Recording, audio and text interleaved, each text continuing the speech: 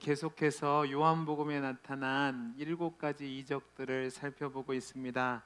오늘부터 이제 한 5주 정도는 요한복음에 나타난 7가지 기적 중에서도 가장 유명한 기적 중에 하나인 오병이어의 기적에 대해서 살펴보도록 하겠습니다. 이 오병이어의 기적은 어린 시절부터 교회를 다니신 분이라면 누구나 몇 번쯤은 설교를 들어봤을 정도로 아주 유명한 사건입니다. 제가 사진을 하나 보여드리겠습니다. 사진을 보시면 제가 이 사진은 작년에 여러분들이 보내주셔서 성지순례를 갔을 때 오병이어 사건이 있었던 그 근처에 교회를 지었습니다. 그리고 그 제단 앞에 오병이어의 모자이크를 해놓은 것이 있습니다. 한번 보시겠습니까? 안 되나요? 안 되면 혹시 몰라서 제가 접시를 갖고 왔습니다. 이 접시가 뭐냐면 저 사진을 보면 이 오병이어가 나올 건데 이렇게 저 오병이어 그림을 이 접시를 비롯해서 핸드폰 고리, 그 다음에 자석, 엽서, 수많은 기념품들에 이 그림을 그려넣어서 판매하고 있습니다. 그런데 이 오병이어 사건은 이렇게 유명한 것은 맞지만 인간적으로 볼 때는 쉽게 믿어지는 기적이 아닙니다. 이 사건의 대략은 이렇습니다. 우리가 오늘 읽어봤지만 예수님께서 갈릴리 바다, 디베랴 바다 건너편에 있는 곳으로 가셨는데 큰 무리가 예수님을 따르게 되었습니다.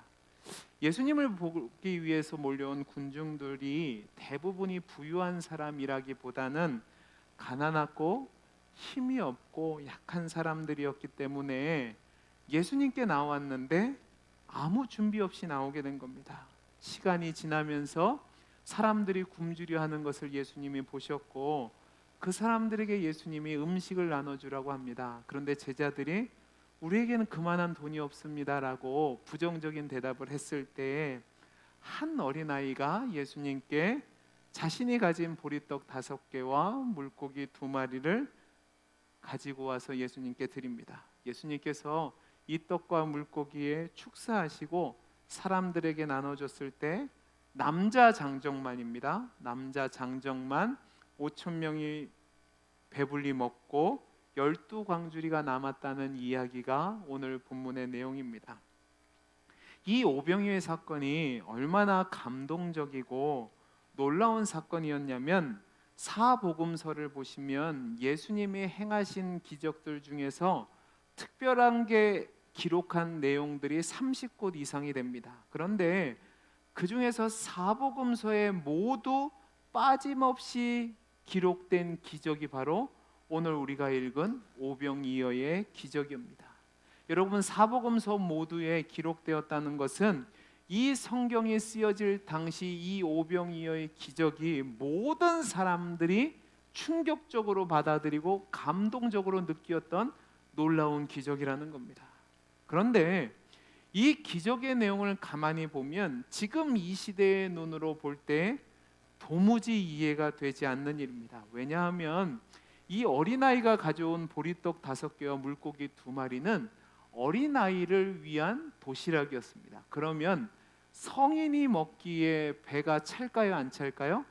배가 차지 않는 겁니다. 그런데 성인 남자만 5,000명이 배불리 먹었다.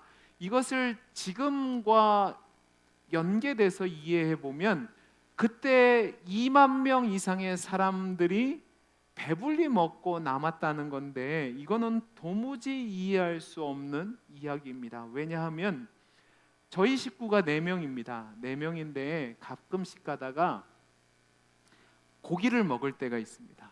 고기를 먹으면 요즘 1인분이 얼마쯤 되는지 모르는데 보통 150g을 1인분이라고 합니다. 근데 저희 아이들이랑 저희랑 맘먹고 먹으면 150g을 1인분치 해서 채워질까요? 안 채워질까요? 안 채워집니다. 물론 저희 집에 제가 제일 많이 먹는다고 얘기를 해야겠죠. 그죠? 근데 많이 먹어도 채워지지 않는다는 말입니다. 그런데 작은 보리떡 5개와 물고기 2마리로 수만 명이 먹고 12광주리가 남았다? 이건 도무지 이해가 되지 않는 겁니다. 그러니까 믿지 못하는 사람들이 이 이야기를 가지고 자유주의자들은 이렇게 각색을 해놨습니다. 한번 들어보시기 바랍니다. 여러분 귀에 아마 솔깃하게 이성적으로 들릴 겁니다. 들어보시기 바랍니다. 예수님의 표적을 보고 기사를 본 사람들이 예수님께 몰려 나왔습니다. 그런데 예수님이 계신 곳이 오늘 말씀에 기록된 대로 갈릴리 북쪽에 있는 산지에 있는 평지다 보니까 먹을 것이 없는 빈들입니다. 따라서 나름 준비성이 철저한 사람들은 각자 먹을 음식을 준비해 왔습니다. 그런데 꽤 많은 사람들이 준비하지 못한 사람들이 있었던 거죠. 시간이 지나서 시장기가 느껴지기 시작합니다. 그런데 어느 누구 하나 음식을 꺼내놓지 않는 겁니다. 갖고는 있는데 꺼내놓지 않는 거예요. 이유가 뭐냐면 넉넉하지 않은 사람들이 도시락을 싸다 보니까 자기 것만 갖고 왔단 말이에요. 그런데 유대인들의 풍습에서 보면 자기만 음식을 먹는다? 이건 있을 수 있는 일이 아니에요. 수치스러운 일이었단 말입니다. 그러니까 이 음식을 내놓으면 내가 배불러요? 배부르지 못해요? 배부르지 못하니까 서로 눈치만 보고 있었는데 한 아이가 예수님께 나와서 그 음식을 드린 겁니다. 이것을 보고 예수님이 너무 감격하셔서 무리 앞에서 감사기도 드리자 이 광경을 본 사람들이 그제서야 자기 도시락을 까놓기 시작한 겁니다. 자기 도시락을 까놓고 먹기 시작할 때에 준비하지 않은 사람들이 있으면 이 어린 나이의 헌신에 감동을 받은 사람들이 음식을 나눠주게 되었고 그 음식을 모두 먹고 12광주리가 남았다는 겁니다. 여러분 아멘이 되십니까? 아멘 하시면 큰일 나요. 이성적으로 보면 전자가 맞습니까? 이 얘기가 맞습니까? 이 얘기가 맞죠. 그런데 문제가 뭔지 아십니까? 이렇게 되면 신앙이 생명력 있는 신앙이고 바른 신앙이 아니라는 사실입니다. 이 사람들은 이렇게 얘기합니다. 그 사실인데 제자들이 당시를 회상하는 가운데 모든 사람들이 배불리 먹었다는 것을 강조하고 예수님의 신성을 강조하기 위해서 뻥쳤다는 겁니다. 과장되게 이야기했다는 거죠. 이 이야기가 합리적으로 들릴 수 있지만 이렇게 성경을 대하기 시작하면 어느 누구도 예수님을 하나님의 아들로 믿을 수 없고 그 믿음을 통해서 영생을 얻을 수 없다는 사실입니다. 이 이야기를 믿기 시작한 유럽 교회가 사람들이 떠나기 시작했고 한국도 이러한 자유주의 신학을 받아들인 교회들이 이런 설교를 강단에서 하다 보니까 그런 교회들은 사람들이 모이지 않기 시작한 겁니다. 제가 1년 정도 사역을 쉬면서 의정부에 있었던 때가 있었습니다. 그때 저희 동네에 기장 측, 기독교 장로회 측에서 속한 교회가 하나 있었습니다. 물론 모든 기장 측 교회가 그런 것은 아니지만 기장이라는 신학 사조가 자유주의 신학을 받아들였기 때문에 대부분이 이런 성경 해석을 하고 있습니다. 그런데 교회 건물도 있고 오래되다 보니까 전통도 있는 교회였는데 제가 수요 예배를 갔는데요. 예배를 못 드리고 있는 거예요. 예배 시간이었는데. 왜냐하면 사람들이 없으니까 목사님이 난로 주변에 앉아서 기다리고 있는 거예요. 그러니까 제가 들어갔잖아요. 근데 제가 그 교회 성도가 아니라 모르는 사람이니까 후다닥닥 사람들이 앉고 이제 예배를 드리는 거예요. 근데 저는 그 예배 1시간 동안 지금도 기억하는 게 뭐냐면 목사님이 설교를 하는데 1시간 동안 무슨 설교를 하냐면 정치가 어떻고 정의가 어떻고 생명윤리가 어떻고 이 설교하다가 마치는 겁니다. 저는 1시간 설교 듣는데 예수님의 예자도 듣지 못했습니다. 여러분 그러면 잘 들어보십시오. 그 교회에 사람들이 나올 이유가 있을까요? 없을까요? 없는 겁니다.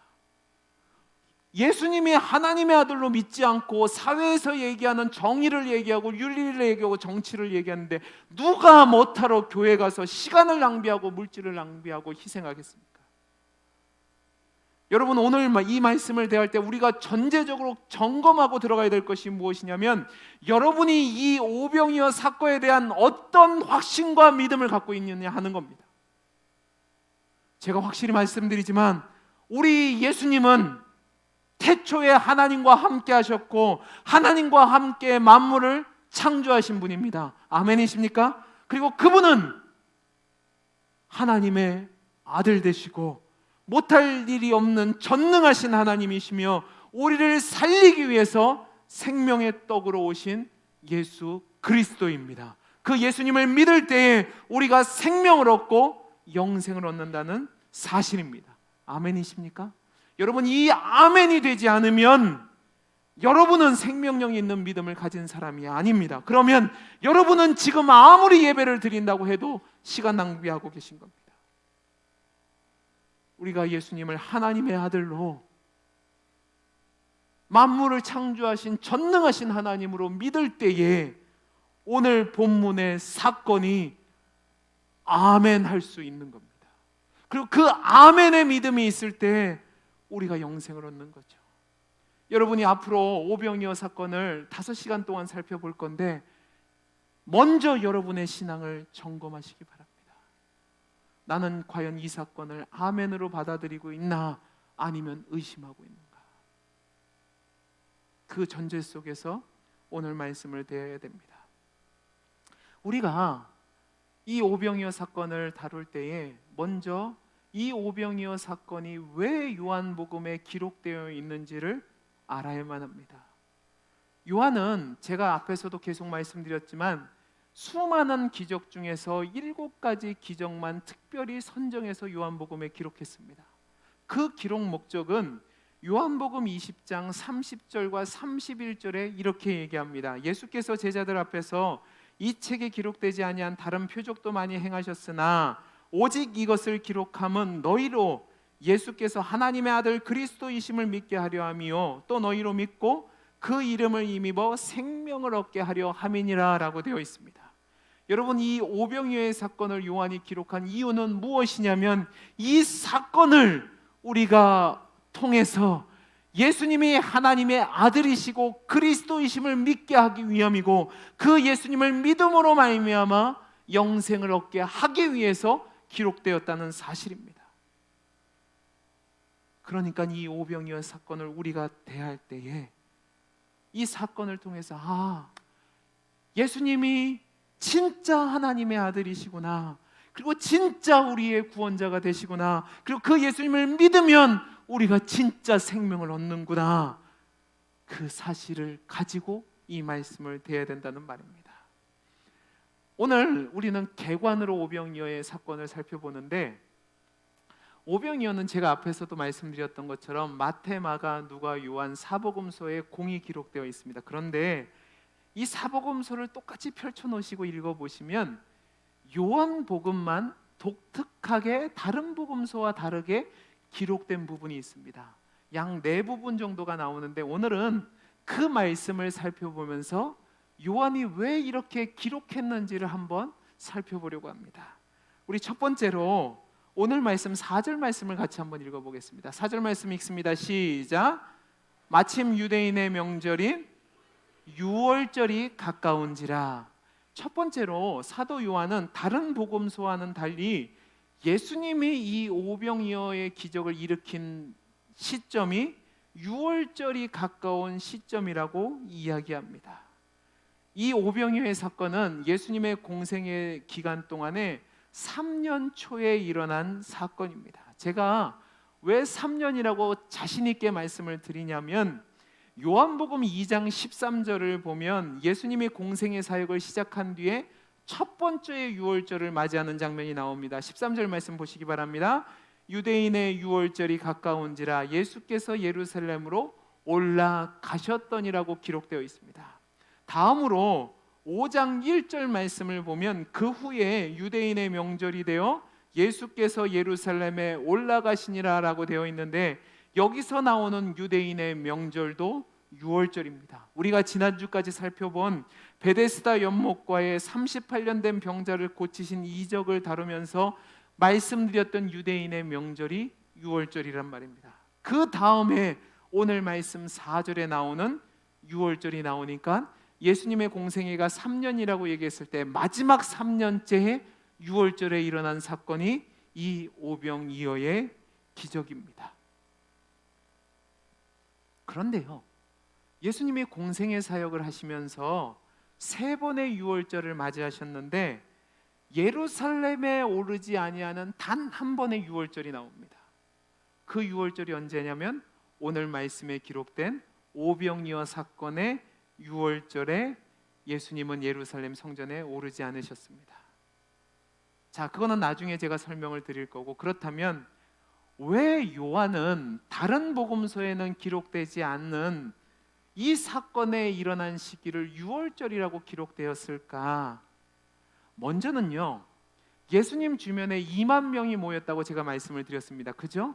그런데 이렇게 많은 숫자가 모일 수 있었던 이유는 유월절 절기가 다가오면서 예수님 당시에 많은 이스라엘 백성이 예루살렘 주변으로 명절을 지키기 위해서 모이다 보니까 수많은 사람들이 모일 수 있다는 근거를 제시하기 위해서 이렇게 한 겁니다. 그러나 이것보다는 더 큰 의미를 가지고 요한이 유월절이라는 절기를 명시했는데, 그것은 무엇이냐면 요한이 이 절기를 기록함으로 예수님이 모세보다 더 뛰어나신 참 구원자이심을 이야기하기 위해서 그런 겁니다. 여러분, 유월절 절기가 왜 생겼죠? 유월절 절기는 여러분이 잘 아시는 것처럼 이스라엘 백성이 절대로 잊을 수 없는 절기였는데, 왜냐하면 이스라엘 백성이 애굽에서 400년 동안 종살이를 하고 있었는데 하나님께서 그들을 위한 구원자로, 지도자로 모세를 세우셨습니다. 그리고 그 모세를 그곳에 보내셔서 그들을 출애굽시키는 그 사건을 기념하여 지키는 절기가 유월절이었습니다. 그러나 문제는 이 모세는 이스라엘 백성의 지도자가 될 수는 있지만 진정한 구원자는 되지 못했다는 사실입니다. 이에 요한은 모세보다 더 뛰어나신 진짜 구원자 되신 예수님을 설명하기 위해서 이 유월절 절기라는 것을 상기시키고 있는 겁니다. 더 나아가 우리가 앞으로 살펴보겠지만 예수님께서 이 유월절에 이 이적을 행했다는 것을 말씀함으로 통해서 예수님이 이 세상죄를 지고 가시는 하나님의 어린 양으로서 세움받은 존재라는 것을 설명하기 위해서 예수님 이적을 유월절 시기에 일어났다고 이야기한 겁니다. 왜냐하면 여러분, 유월절 절기는 담을 넘었다는 의미를 가지고 있습니다. 그죠? 근데 그 담을 넘었을 때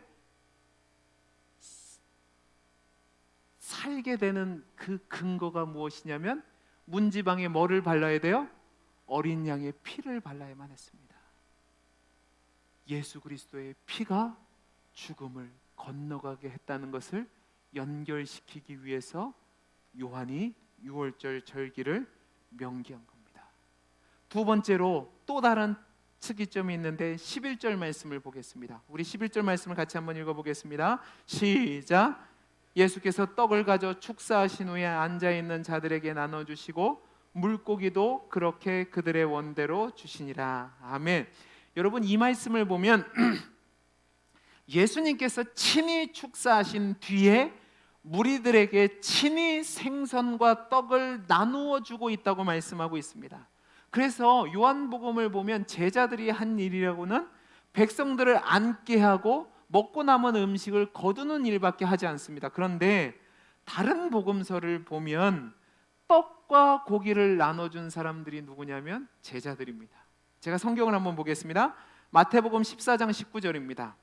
무리를 명하여 잔디 위에 앉히시고 떡 5개와 물고기 2마리를 가지사 하늘을 우러러 축사하시고 떡을 떼어 누구에게 주셨어요? 제자들에게 주심에 누구들이 나눠줘요?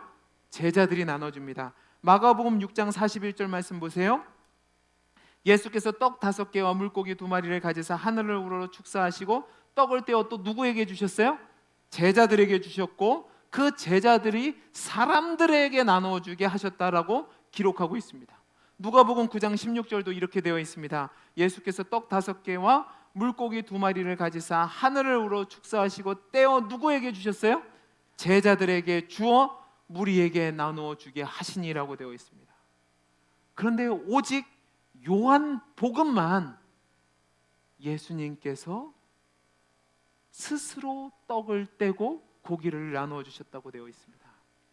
왜 이렇게 기록한 것일까요? 그것은 무엇이냐면 예수님께서 이 세상에 생명의 떡으로 오셨다는 것을 이야기하기 위해서 이렇게 한 겁니다. 그래서 우리가 오늘 말씀에는 나타나지 않지만 오병이어 사건 뒤위에 6장 24절부터 가버나움에서 예수님이 제자들에게 가르치시는데 자신을 뭐라고 설명하시냐면 나는 생명의 떡이라고 가르치신 겁니다. 그것과 연결시켜서 예수님이 하늘로부터 우리에게 진정한 생명을 주시기 위해서 오신 생명의 떡이라는 것을 믿게 하기 위해서 요한이 의도적으로 예수님이 떡을 나누어 줬다고 기록하는 겁니다. 세 번째 차이점이 나오는 것이 있습니다. 우리 9절 말씀을 같이 한번 읽어보죠. 아마 두 번째 말씀을 읽어보신 분들 중에서 눈치 빠른 분들은 체크하셨을 수 있습니다. 우리 9절 말씀을 같이 한번 읽어보죠. 시작. 여기 한 아이가 있어 보리떡 5개와 물고기 2마리를 가지고 있나이다. 그러나 이것이 이 많은 사람에게 얼마나 되겠사옵나이까. 아멘. 여러분, 이 말씀을 보면 다른 복음서에서 안 나오는 내용이 나옵니다. 뭔지 아세요? 제가 가장 먼저 맞히시는 분에게는 선물을 드리겠습니다.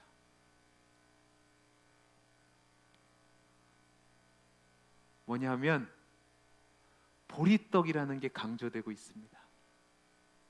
여러분, 다른 데를 보시면 보리떡이란 말이 없고 떡 5개와 물고기 2마리라고만 되어 있습니다. 자, 마태복음 14장 17절 보세요. 우리에게 있는 것은 떡 5개와 물고기 2마리 뿐입니다.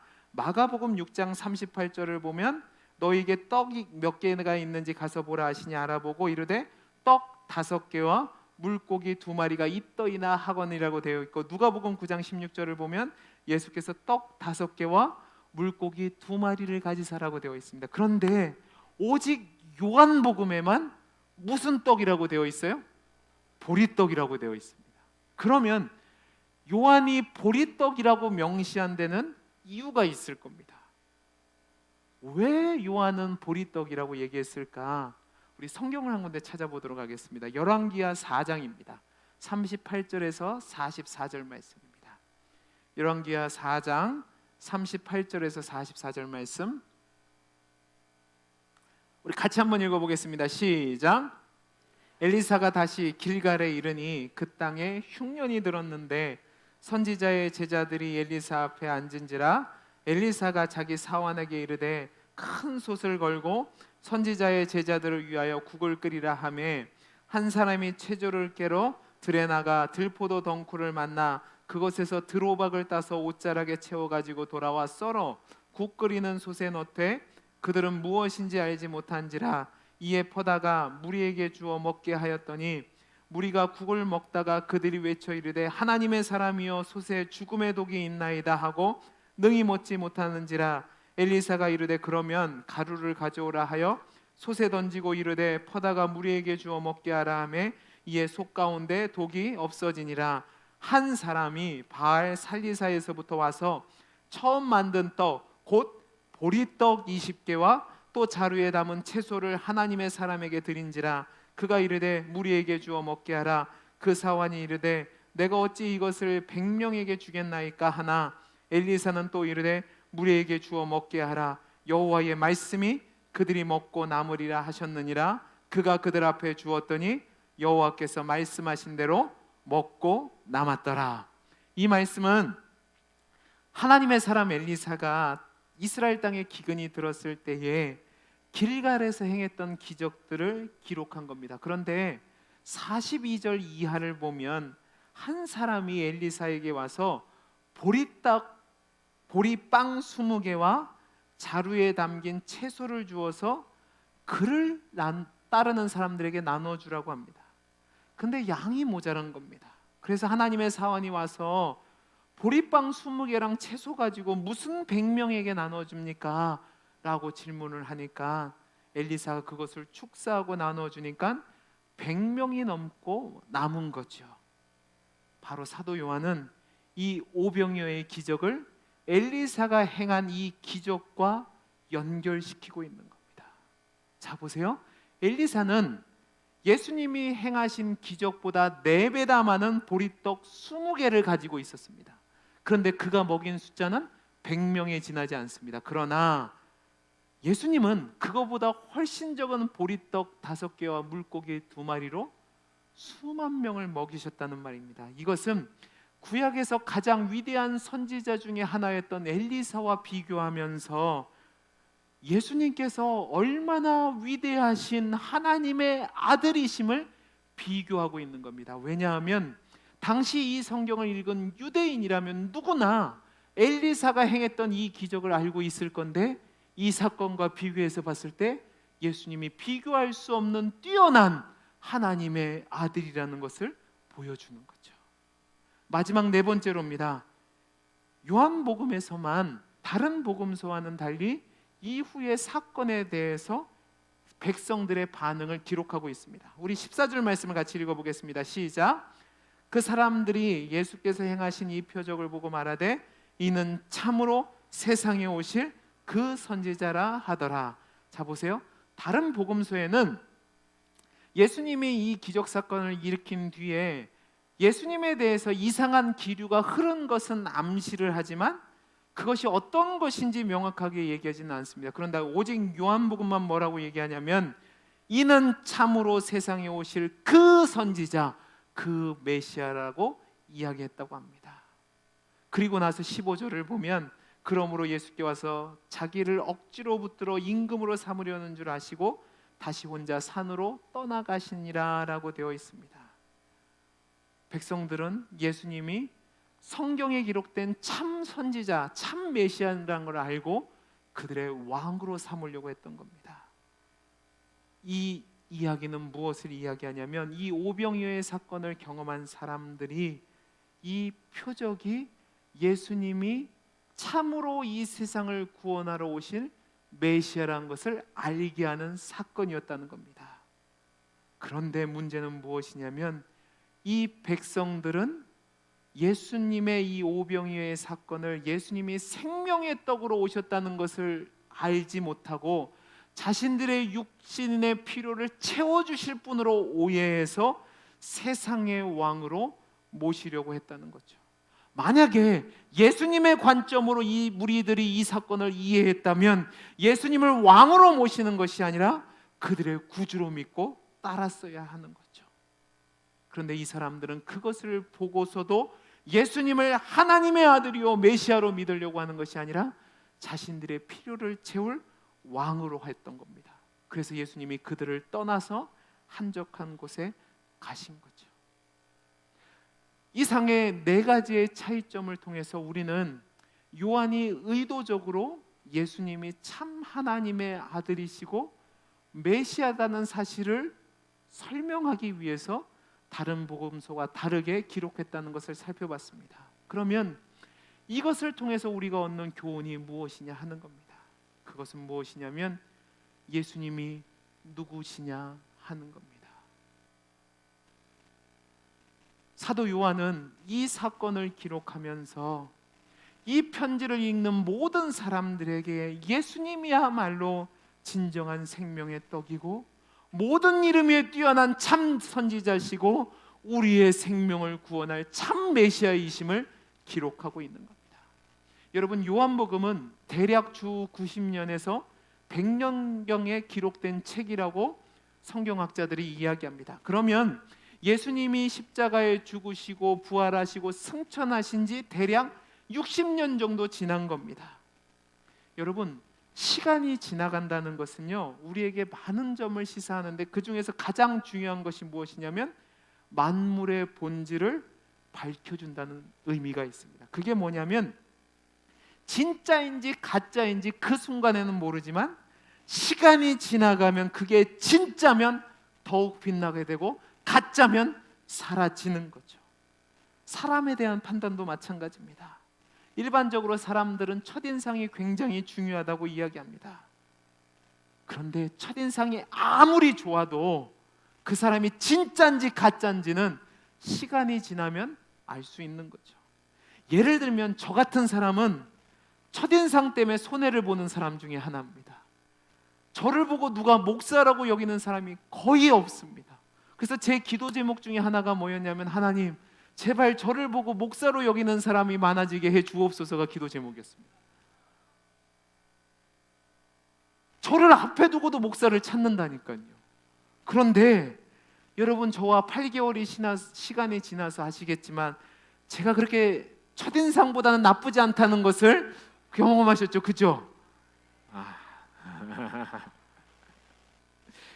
농담입니다. 근데 한 사람을 바로 아는 것은 시간이 지나면 알 수 있습니다.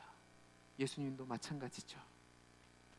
요한은 90세가 넘은 나이에 노구의 몸으로 이 성경을 쓰면서 옛날에 예수님과 함께 했던 때를 기억했을 겁니다. 그러면서 이 오병이어 사건을 기록하는 가운데, 내가 믿고 지금까지 따라왔던 예수님이 진짜 하나님의 아들이시구나, 진짜 생명의 떡이구나, 정말로 구약에서 예언했던 참 선지자가 맞구나 확신하는 가운데 이 성경을 기록하며 모든 믿는 자들이 이 말씀을 통해서 예수님이 진짜 생명의 떡이시고 진짜 하나님의 아들이시고 이분을 믿으면 영생을 얻는다는 것을 깨닫게 하기 위해서 이 성경을 기록했다는 말입니다. 여러분, 진리와 생명과 사랑의 굶주린 자들이 예수님께 나왔습니다.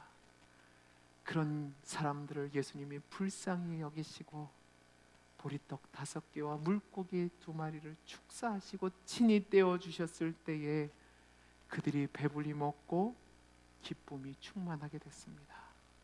여기서 그치지 아니하시고 예수님은 자신의 몸을 친히 떼어서 모든 믿는 자들에게 나눠 주심으로 말미암아 그분을 믿는 자는 영원히 목마르지 않고 영원히 배고프지 않고 영원한 생명을 얻게 하셨다는 말입니다.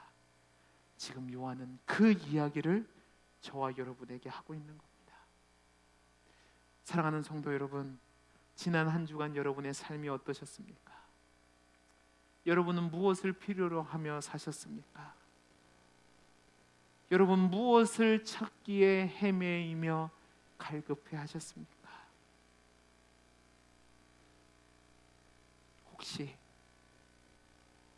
잠깐 있다 사라지는 거짓된 이 세상의 것에 마음을 빼앗겨 그것이 여러분의 참된 양식인 양 거기에 목숨 걸고 그것을 얻기 위해서 노력하며 살지는 않았습니까? 성경은 이야기합니다. 꽃은 마르고 풀은 시든다고 이야기합니다. 이 세상에 있는 모든 것들은 사라지게 되어 있습니다. 그러나 주의 말씀은 영원합니다. 그의 주의 말씀이 영원하는데 그 말씀이 뭐라고 얘기하냐면 예수님이 참 생명이시고 참 구원자이시고 그 예수님을 믿을 때 영생이 있다고 말씀하고 있습니다. 저는 우리 사랑하는 동원교회 성도님들 모두가 이 세상의 것에 배고파하고 이 세상의 것에 갈증을 느끼는 것이 아니라 성도답게 주님을 경외함으로 주님을 갈망하고 주님 앞에 나올 때에 진짜 생명의 떡 되신 주님이 여러분에게 진정한 만족과 배부름과 생명과 기쁨을 주시기를 간절히 소원합니다. 그 은혜를 누리시는 우리 사랑하는 성도님들 되셔서 이 세상 사람들이 누리지 못하는 진정한 행복과 배부름과 기쁨과 생명을 누리시는 복된 성도님들 되시기를 간절히 소원합니다. 기도하겠습니다.